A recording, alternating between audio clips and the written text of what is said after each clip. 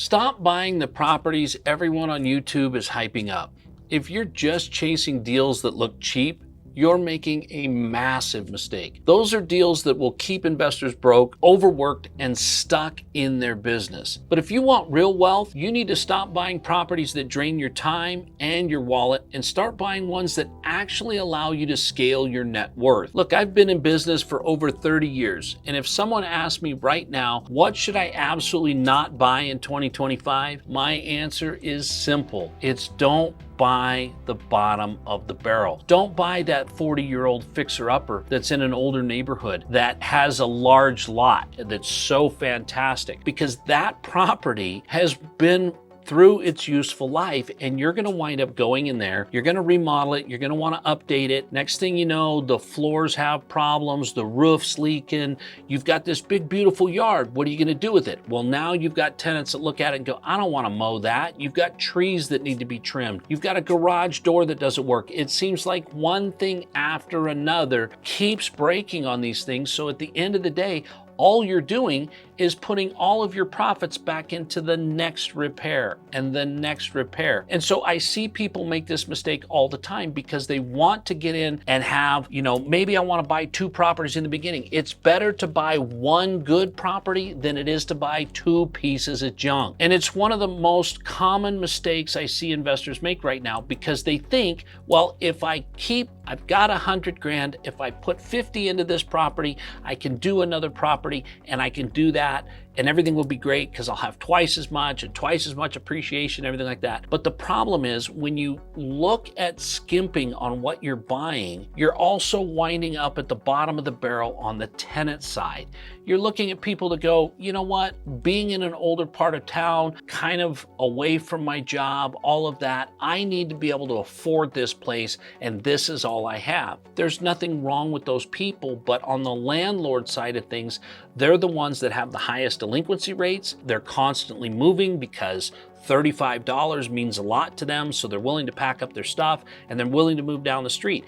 Those are the kinds of things. Then you wind up with a month of vacancy while you get them out, you get it cleaned, you get it turned, you get it released. Those are the kind of things you want to avoid because they aren't in your best interest. This is why you see that most people that want to scale in real estate do it in multifamily, do it in commercial, where you have quantities of scale. Look, if you've got 100 tenants in a multifamily project, you're going to have 20% of them move every quarter. That's just what's going to happen. But you're constantly rolling those over. Not everybody is going to move out on the first. Not everybody is going to move out at all. And you're constantly going to be able to capture the next best rate, because in a multifamily project, everybody figures for a 5% vacancy. Well, that's at any given time. And that is usually filling itself back in with the next tenant who's paying just a little bit more. But when you get involved with the single family homes, and especially at the bottom of the barrel that need a lot of repairs, you're just buying yourself another job, which takes away your complete ability to scale. You're not able to look for the next deal because you've got to go over here on Saturday and you've got to fix the drain, or you've got to install a new dishwasher, or all of these things. So those are some of the things that I see that people get trapped in because they're looking at what fits their budget, what's going to make it work for them. And at the end of the day, that's all they focus on, is the cheapest way to get in. And at that point, there's got to be a return somewhere, but those get eaten up. So look, here's the thing. These are some of the traps that investors fall into, but here's what you should look at. You should look at either putting together a small partnership yourself to where you can go after bigger deals, or you should join a syndication, because these offer you the ability to get into properties at scale. Instead of trying to hire a handyman that comes out and bills out at $75 an hour, you're participating in a property that has 1 or 2 handymen that are full-time, that have all the tools there, that don't charge for travel time because they're already on the property. These are going to be economies of scale that are going to save you money in the long run. They're going to make this more profitable for you. And because you're at scale, look, you're not going to sell that single family rental home on a cap rate. So it doesn't really matter what you're getting as far as the rent. You could be getting top rent in your area and it won't make a difference at all in your sales price on single family. And in a lot of cases, even duplexes, and sometimes fourplexes. When you get into larger scale, you're able to take advantage of that. And there's institutional money that wants to buy that. There's longevity money that wants to make that play and park their money for a long time. So you're able to get into a much more stable environment that you have better control on. You've got systems in place, you've got professional property management in place. You're now actually becoming a real investor, not a working landlord. And that's the key to scaling, because then that puts all of your money in one place, but it puts all of your time back in your pocket instead of spending all of your weekends, nights, doing the things that the tenant is requiring you to do to keep the place operational. Here's the other thing. Why aren't you buying in your own backyard?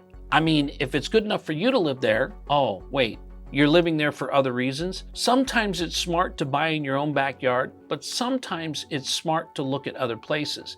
When you do that, you're going to have to put professional property management in place. And usually, professional property management will do a better job and free up your time. But here's the thing. If people aren't moving where you live, you need to look where they are moving to, because that's really where you're seeing the growth. When you're seeing people move in, rents move up. So be aware of looking beyond your own backyard, but don't neglect it, because we do a lot of our deals right here in Boise, Idaho, because we have a phenomenal environment of people moving to the area for better jobs, better living, better lifestyle, and better schools. So when you have that happening, we've got a lot right here, but we still do things out of state because it makes sense. So you want to make sure that you're doing that. Look, if you're somebody that's watching this and you want to pivot and start buying properties right now, the very first move you need to make is to understand your plan. You need to think about it. You need to make sure that you understand, why are you investing? Are you investing for cash flow? Are you investing for tax deferment? Are you investing for other reasons? Because you need to know what that is. Because if not, then you're just going to keep chasing the next shiny object, the next cheapest thing. And you need to start buying property with a purpose that actually scales and builds long-term wealth. You need to stop chasing the cheap deals. This is the key to building wealth. I've built over $465 million worth of properties and projects in all kinds of environments. And when investors ignore this advice, what really happens to them is they either wind up giving up all their time, or they wind up cutting bait and getting away from it because it did take all their time and they realized there was a price to pay to get away from the property. And I'd hate to see that be you. If you want to see exactly what I'm buying and why, book a call with me. The link's below, and I'll show you how to stop buying properties that drain you and your wallet and start investing in assets that build scalable wealth. And if you watch this video till the end, you'll definitely want to watch this next video on how to pay 0 in taxes. You can watch it here. It's on the screen right now.